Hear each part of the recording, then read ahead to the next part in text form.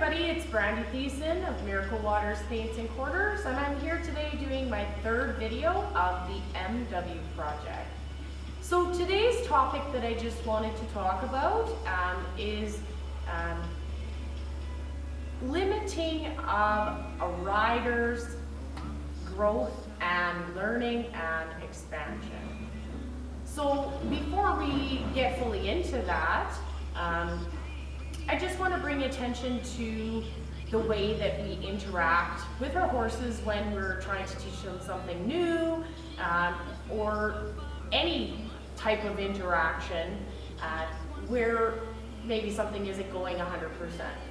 Usually we can all agree that giving that horse the opportunity and the compassion and the understanding that things take time, it's new, there's some mastery of not only the mental process of things, but also the physical process of things and the interaction of the two of those things.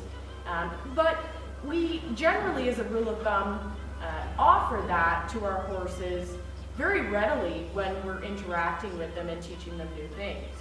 So why I want to talk about that self-limitation with riders and horsemen in general is because this is something that comes up quite often for a lot of people. I've seen a lot of it, whether it's in training or lessons, and people just striving to be the best that they can be, which is awesome. I absolutely love that. But there is a point where being overly critical of yourself is not helpful.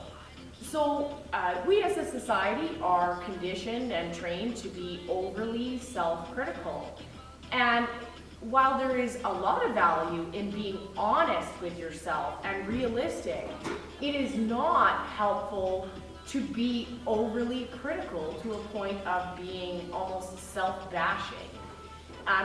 So in that breath, we can kind of use this logic that we use with our horses in applying understanding and compassion and patience, and knowing that that's going to lead us to the best partner possible and the most growth and learning opportunities that we could ever ask for.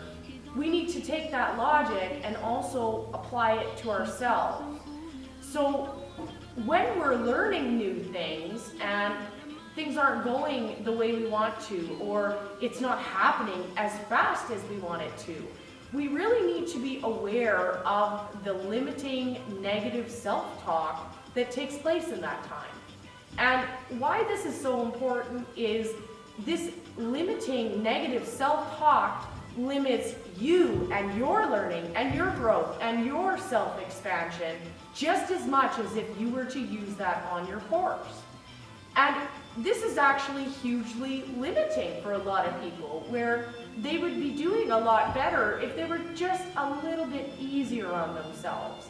We stress ourselves out thinking we're not learning things as fast as we should be, which is not really a realistic expectation. Just like your horse, you are going to learn things, whether it's your mental portion of things or your physical portion of things in your own time.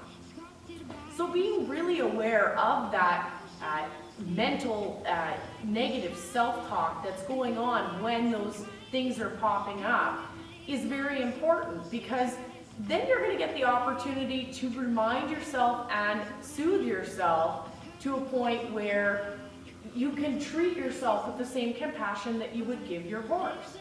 And why this is so limiting when we allow it to go on is if you've convinced yourself that you are no good at this and you couldn't be good at this, you're not going to apply the same level of effort or willingness to that. And that interaction is now going to be different with your horse, because that'll be what you're emitting to your horse. And this is a big thing, because we don't really think, if you're still remaining fair with your horse, but you're sitting there and keep telling yourself over and over that you're not capable of doing this, or you're not good enough or smart enough or a good enough rider, or whatever the negative self-talk may be, your horse is going to pick up on that. And that is going to change the interaction, and that's not what you want either. It's not helpful, and it's not going to be helpful for that learning and expansion. So in talking about that, we really just need to be more mindful about our own self-treatment to ourselves, not limiting ourselves by convincing ourselves that we're not good enough or we can't do this. Most of that self-talk is going to be worse than anything that you would actually encounter from another person, and you're with that person all the time. So if that's how you're talking to yourself when you're working with your horse and things aren't going well, that might be why things aren't going well. And there is that piece that's been conditioned where we think that overly self-critical voice is somehow helpful. But it's always good to remind us that if it was overly helpful, it would have worked by now. All it really does is slow down the expansion because you're not able to give your all to it. You're too busy putting yourself down. And remembering how that would apply if you were using it in the context of working with your horse, and that logic that says that's not conducive to what I want, and reminding yourself that the same is true for you. Don't be negative. Don't worry about how fast things are going. You need to be focused on the positive. Be compassionate with yourself. Be understanding with yourself. Be patient, and you'll get where you want to go.